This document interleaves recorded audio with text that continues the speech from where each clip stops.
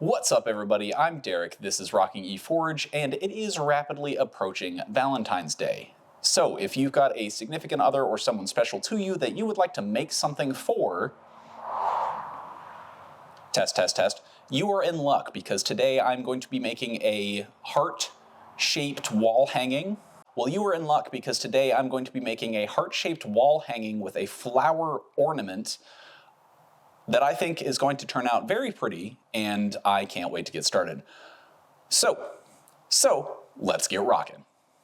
Now, before we get into this actual project, I must give credit to Old West Iron for this design and style. I really liked it, and I decided I really wanted to try my hand at making it, so none of the credit goes to me for this design. All the credit goes to Old West Iron. Now, I am starting out with a 2.5 foot length of 3/8 inch round stock, and that will make up the heart portion of this wall hanging. I will also be making a couple of leaves using 1/2 inch square stock, and then finally I will be making the flower petals out of some just standard sheet metal.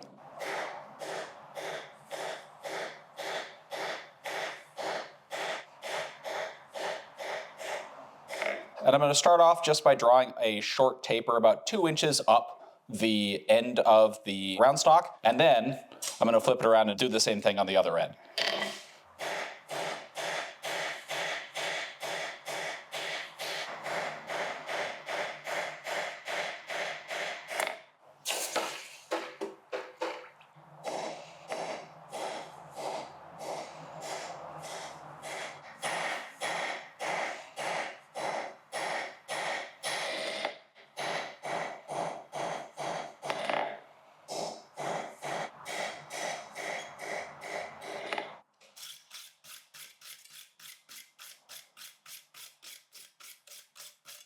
Now, I pulled this out of the fire a little early because I am trying to think my way through where I want to create the sharp point of the heart where it all kind of comes together, right? And I know that I want to do this off center because my intent is to forge a wide sweeping scroll on one end and then have this come down and meet in the point where the heart meets after the two kind of humps of the heart. I'm not going to scroll one end, but I am going to scroll the other.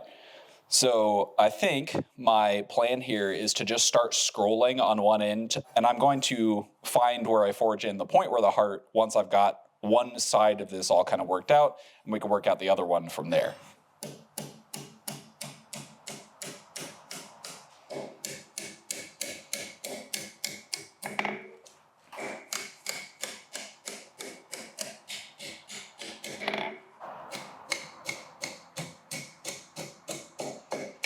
And it's worth pointing out here that I started with 2.5 feet, and once I finished drawing out each of the short tapers, I ended up with about 32 inches worth. My initial thought here is to, at the very least, use at least 1/3 of the length of this to do the shorter side. And I'm thinking that if you wanted to make a larger heart, 3 feet would definitely be a good way to do it if you just want to do 1 foot and 2 feet devoted to each side. But I think starting with the scrolled side and then figuring out what you need from there is a good way to start with pretty much any length and get a good final product out of it.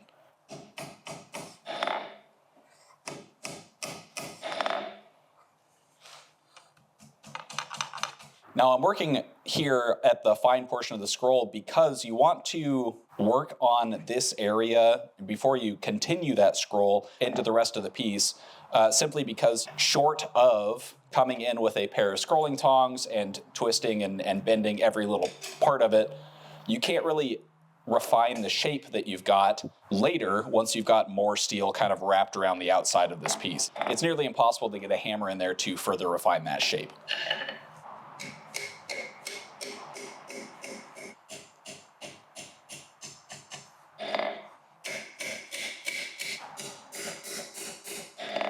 All right, I like that shape. I'm gonna try to work on getting the kind of the swoop, I guess, to the sharp point of the heart in here shortly.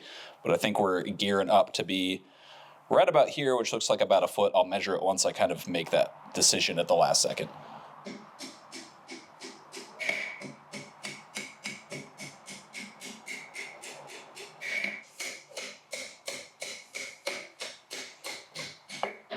All right, I think I'm liking that so far. The next thing I'm gonna do here is I'm gonna heat up this portion. I'm gonna hang on as best I can back here, and then I'm gonna hammer off the anvil over here, which will kind of force that S curve that I'm looking for to the point of the heart.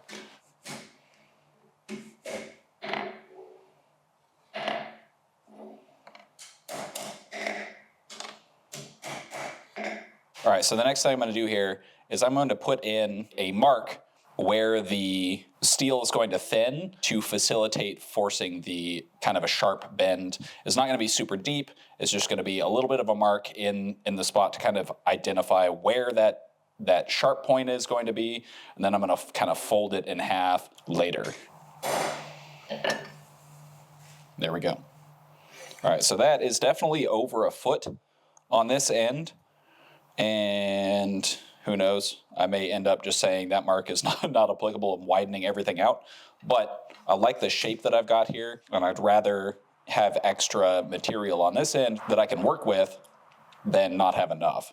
So now I'm going to cool this end off and start working on that end and just kind of forge it into that S shape that we've got going on over here, or at least similar, and then we'll bend it at the last step. And the reason that I'm focusing on shaping this end before I put in the bend is more to do with the fact that I won't be able to fit it in the forge if it gets wider than a certain width, and also to do with the fact that it'll be easier to shape with the hammer if I can hold on to it with the handle, as opposed to trying to hold on to it with the piece sticking way up here and shape it that way. So we're going to shape it, basically try to match that curve over here, and then try to curve it back the other way before we fold it, and then we'll kind of put in the final adjustments once we get everything kind of pre-shaped.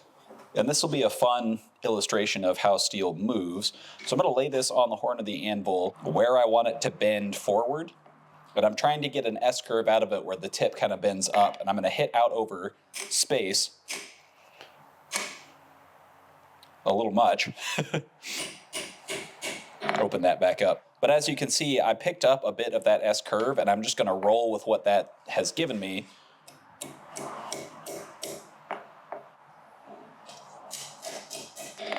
To start the other hump or loop or whatever you want to call it, hump of the other side of the heart. And this is going to obviously get some refining.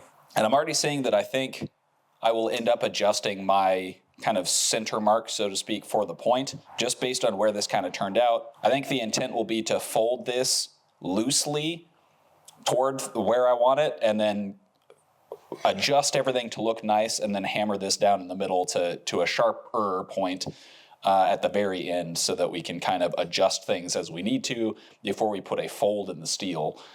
But this is what we're going to start with. And I'm going to start next heat by curling this over a little bit. I'm not going to do a full scroll like I did on this side. Then we'll bring everything together after that.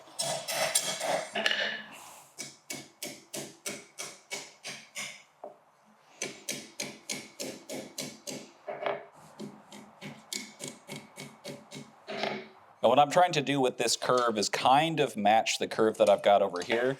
Now that I look at it, I think I need to tighten it up a little bit more so that eventually it'll come together and meet in the middle and kind of match both sides. I'm also not going to worry about getting perfectly symmetrical, because I kind of like an asymmetrical heart, and that will kind of end up probably being where I take this in the long run. And also, while you're doing this, don't worry about if you pick up more of a bend here than you do here. That, as you kind of bend the piece together, will probably straighten out a little bit. Next step, now that I've got the shape kind of roughed in, is to heat up the area we're going to bend. And by nature of using a propane forge, I'll have to heat up this whole side, and then I'm going to quench a good portion of it. This is mild steel, so there's no concern with hardening the steel. And then I'm just simply going to grab this with another gloved hand and roughly bend this at the center of this kind of straight portion.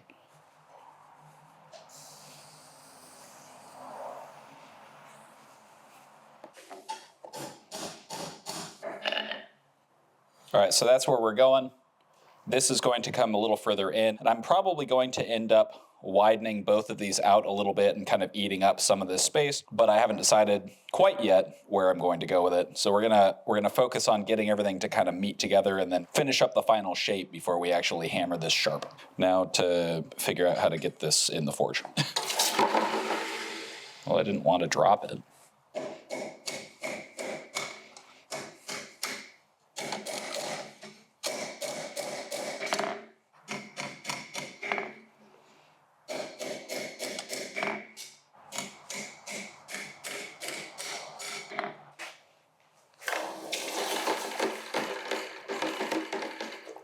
It's actually looking like I kind of want that center mark closer to where my original mark was, ironically. So I think what I'm going to do is I'm going to straighten this out and then refold it and try to get it closer to that center part so I can widen this portion out, and then I'm going to adjust the swoop, so to speak, to be a little closer to this radius.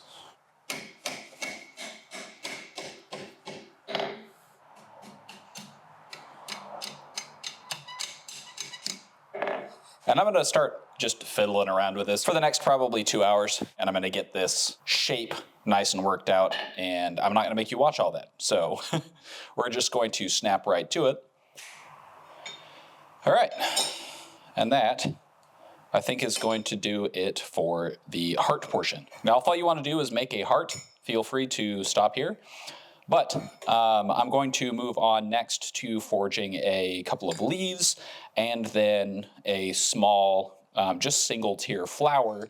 And I'm going to rivet everything onto the heart itself to add a little bit of a decorative flair to one side and add a little more eye-catching design to this wall hanging in order to make it a little more substantive. All right, next we're starting with a 4-inch piece of 1/2-inch square bar mild steel, and we'll be forging a couple of leaves, one on either end of this bar with a simple stem between them. And I'm first going to just draw a 2-sided taper. Man, I'm struggling today. Ended up with a 4-sided taper. And actually, where I was holding on to that, I ended up with a 4-sided taper, so I had to bring it back and hammer down on 2 sides to get it back so that these surfaces were in line, at least relatively speaking, and these were at the angle.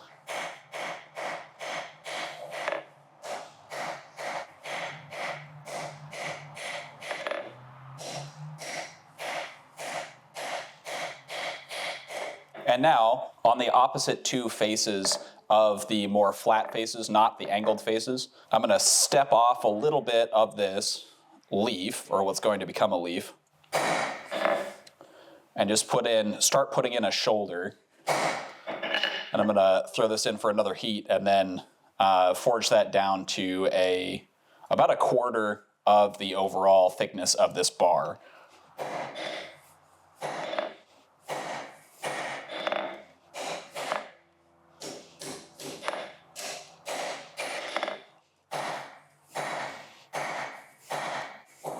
Oh. Well, all right, I'm going to go clean that up with a file. I'll be right back.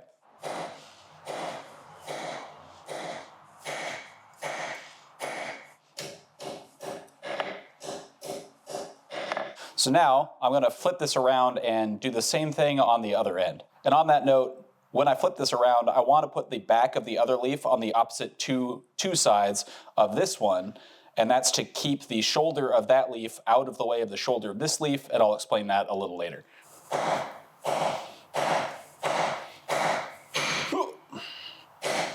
Man, I am doing great at destroying my hammer face today.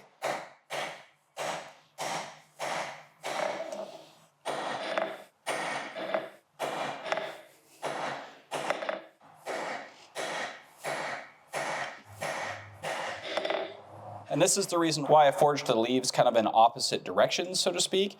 While I'm working on this side of the leaf, I can lay the whole piece on the flat of the anvil and have this shoulder hanging off the near edge so that I can hammer here, do whatever. And by the same token, if I need to work on the middle here, I can have that shoulder over the edge of the anvil and I can work on the center here at the stem. And by the same token, if I flip it around, I can do the same thing here. So that's why I forged those both in different directions. We can twist and manipulate this however we want to get them the same direction at the end. And now I'm going to start working on forging the stem just a little bit thinner. I'm going to end up punching a hole through the middle of the stem or somewhere along the stem so that I can rivet through it, but I want this ultimately to be a bit skinnier.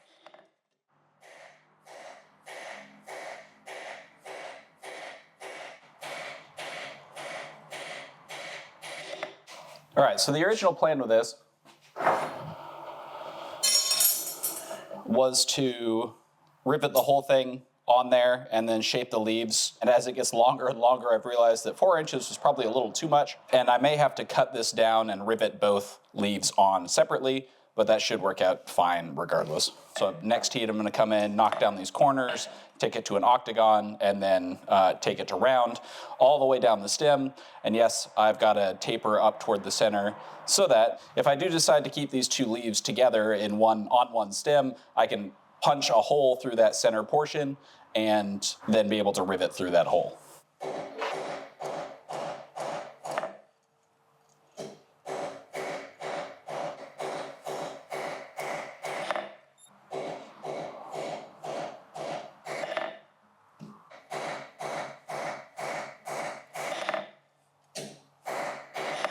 And now I'm just hammering down on each of those new edges that are created by taking that cross section to an octagon shape. And that'll get closer and closer to round as we continue making new flats.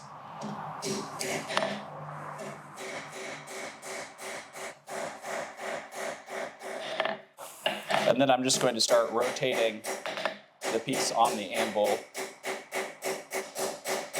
in order to smooth out the surface as best I can.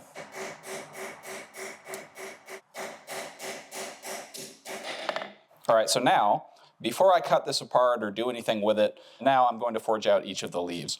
And I'm going to start forging this leaf by forging in that corner so that I minimize the amount of curl over, and I'll have to touch that up before I finish this. But then I'm going to flatten this out.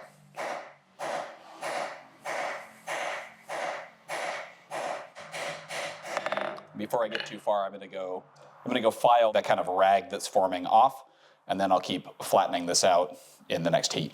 And I'm going to switch to my rounding hammer to spread these leaves.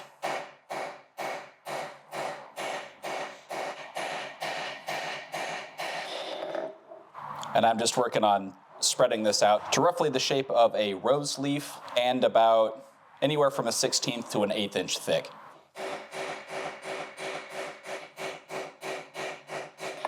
And then I'm going to come and clamp this using my holdfast on the anvil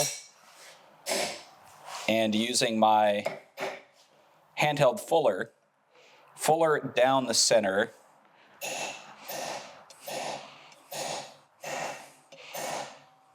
Which will establish a sort of central vein.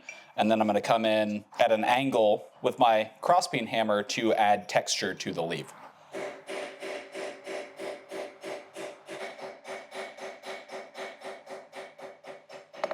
All right, I'm going to do one more heat to try to get this just a little bit thinner on the edges, because that edge is looking pretty thick, and then we'll move on to the other leaf.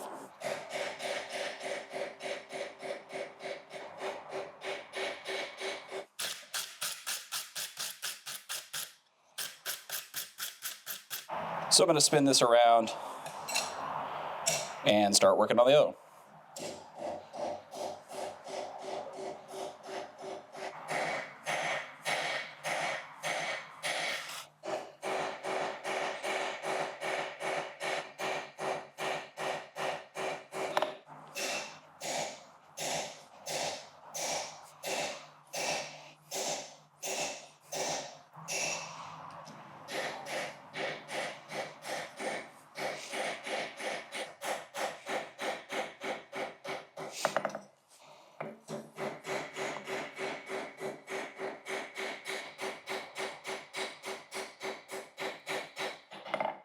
All right, so now that I've got both leaves finished up, it is time to move on to the flower itself. And I've already forged a flower on this channel, so I'm gonna go cut out a circle of sheet metal, and we will meet you back here at the anvil in just a few minutes.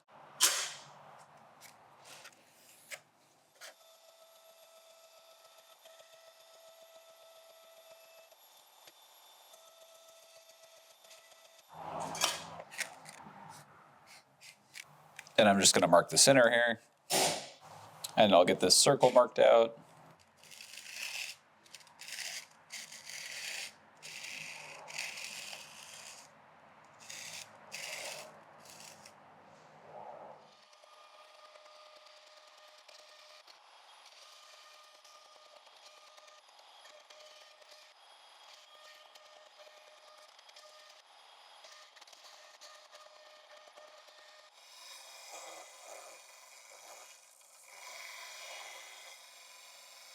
I went a little overboard on the size here, so I'm going to cut this down again.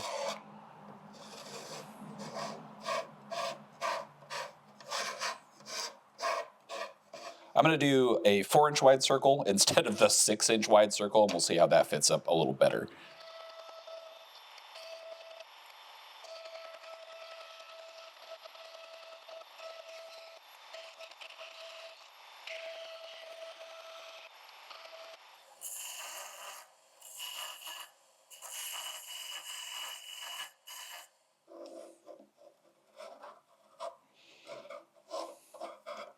And I'm just gonna eyeball in 5 lines here.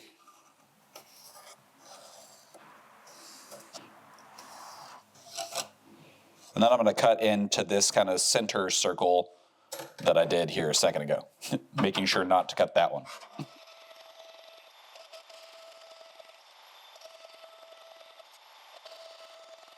Then I'm gonna draw in just some kind of angles here that I'm gonna cut in.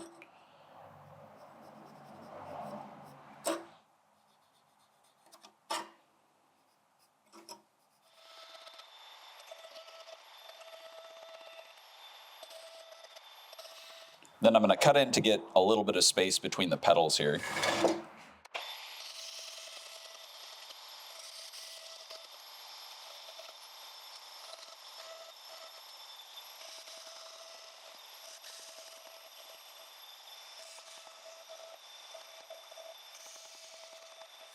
And then I'm going to come in and shape the edges of the petals before I take it and clamp it in the vise, and then use a small file to file between the petals and kind of clean up the edges of those.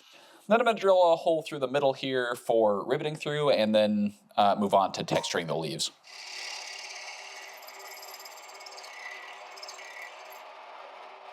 And then move on to texturing the petals.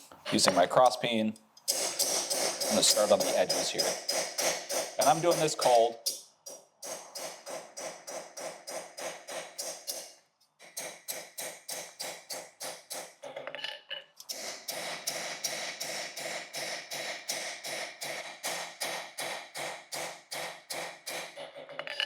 I've gotten to the point where the petals are starting to overlap, so I'm just gonna kind of offset every other petal a little bit so that I can continue to spread and texture them without them getting in the way of each other.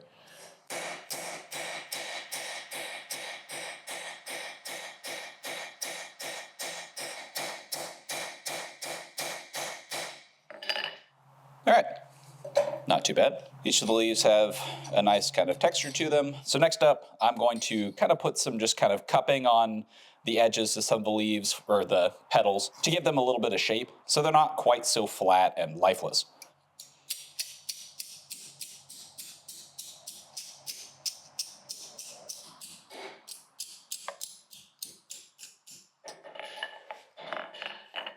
Then I'm going to go ahead and toss this in the forge, burn off all of the marker marks, and then try to curl over the outer edge of the petals to continue giving them some shape.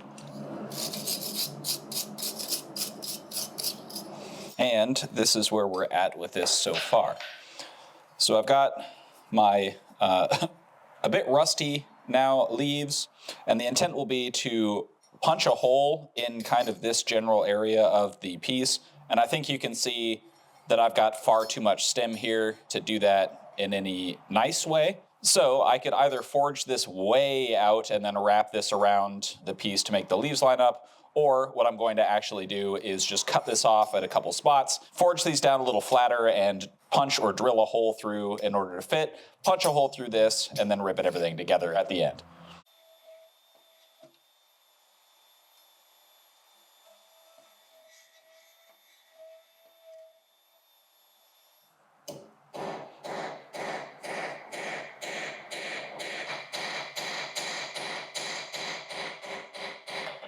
And I'm just flattening out part of these stems so that it can kind of rest over top the heart without taking up a ton of space so that they don't stand way up off the heart once everything's finished. So I'm going to drill a hole through both of those little tabs that I forged in. I might shape those a little better, but they'll be hidden by the flower petals anyway.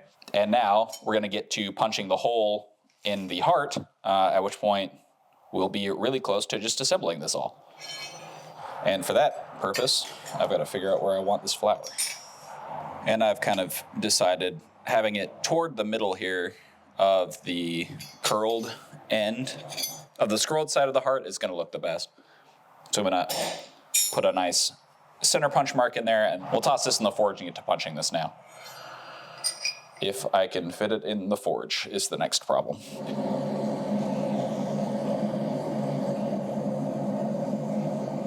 Maybe that'll get hot in the right spot. It's literally right at the edge of where the steel gets hot. I got it marginally hotter this time.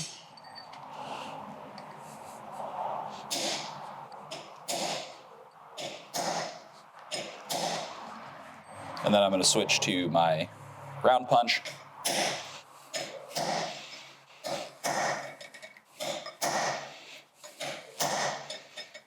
Ended up off center, but that's okay. As I said earlier, it's going to get covered up by the flower. But for the purposes of getting a nice hole through this, I think I'm going to go ahead. I've got a little bit of spreading on it, which is what I was looking for. I'm going to cool this off, take it to the drill press, and then drill through the rest of that hole, just so that I do have an edge around the rivet when I rivet everything together.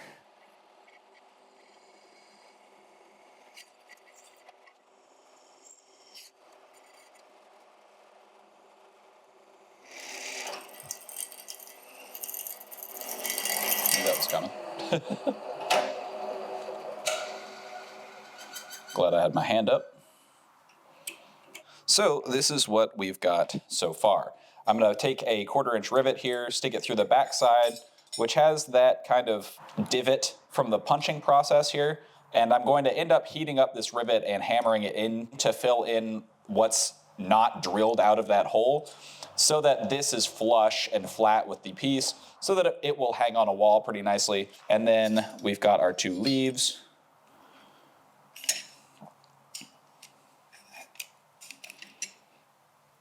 Which are kind of inadvertently offset by 90 degrees, which works out pretty all right. And then our flower. And that will all get riveted together here by spreading the end of this rivet over to become kind of the center of the flower. But before that, I want to clean everything up, get rid of the rust that's here, and I'm going to actually color I'm not going to color the leaves, but I'm going to color the petals of the flower by using an enamel paint. And I think that'll give a nice pop of color and make this just that much more attractive. And we're going to come in and brush all of the non-painted portions. I'm going to heat everything up just to kind of rescale it, get rid of the rust, brush it down.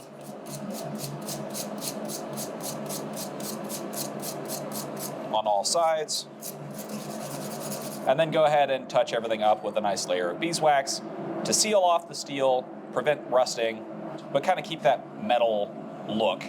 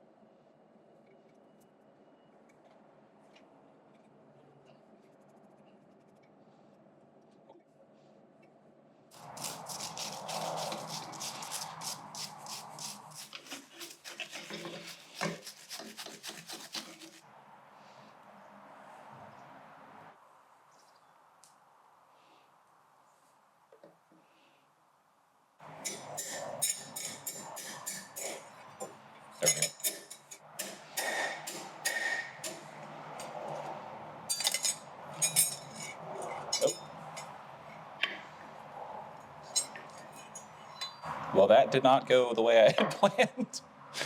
It's supposed to stay in the hole, but okay. It works. It's not great, but it works. It fills that hole. I expected it to stay put, but I'll just have to be careful when I spin this around and hammer everything down and make sure that it is seated right in that hole the way it is now.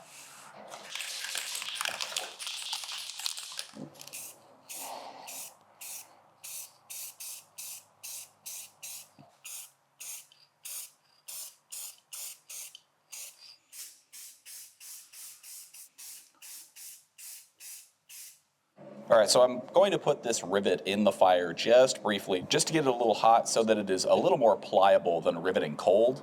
I've had these rivets crack on me in the past, and I know this may end up burning part of the paint on the flower, but I'd rather get a nice looking rivet head on this with a little bit of scorch on there than have it crack and not look so good. All right, so I don't want this to necessarily be at an orange heat when I rivet everything together, which is good because it'll cool down fast anyway. And I'm trying to get this lined up. There we go, with the rivet hole that I got. I'll spin this around so you can see it better. And of course, the rivet has expanded a bit,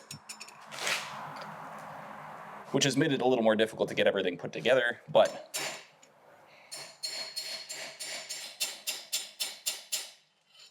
I'm gonna go ahead and switch to a heavier hammer here, because I kind of underestimated how much I would need to compress that.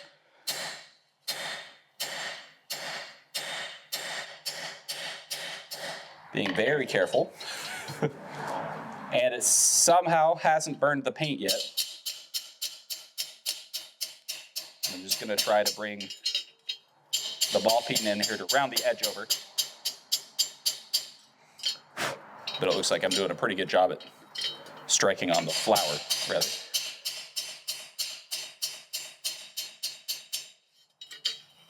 And I think that is going to do it. And before I go, I do absolutely have to call out Old West Iron for the inspiration for this project.